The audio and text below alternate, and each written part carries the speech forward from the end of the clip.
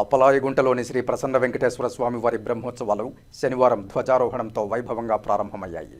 సకల దేవతలను బ్రహ్మోత్సవాలకు ఆహ్వానిస్తూ ఉదయం 7:30 నుండి 8 గంటల మధ్య మిథున లగ్నంలో వైఖానస ఆగమోక్తంగా ధ్వజారోహణ ఘట్టం జరిగింది. వేద పండితుల మంత్రోచ్చారణలు, మంగళ వాయిద్యాలు, భక్తుల గోవిందనామ స్మరణ నడుమ ఈ కార్యక్రమం శాస్త్రోక్తంగా జరిగింది.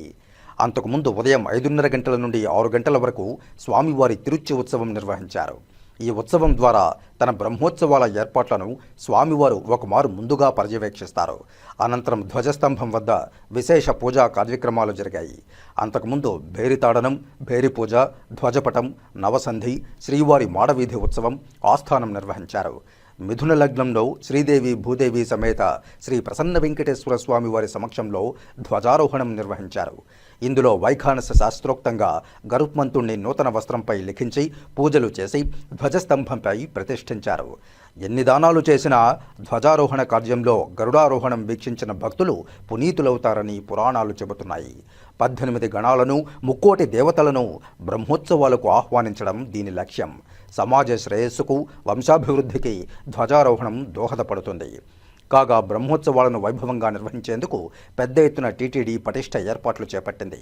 బ్రహ్మోత్సవాల్లో 9 రోజుల పాటు భక్తులకు అన్నదానం, ఆకర్షణీయంగా విద్యుత్ అలంకరణలు, పుష్పాలంకరణలు, క్షేత్ర మహిమను తెలిపేలా ఫ్లెక్సీ బోర్డులు ఏర్పాటు చేశారు.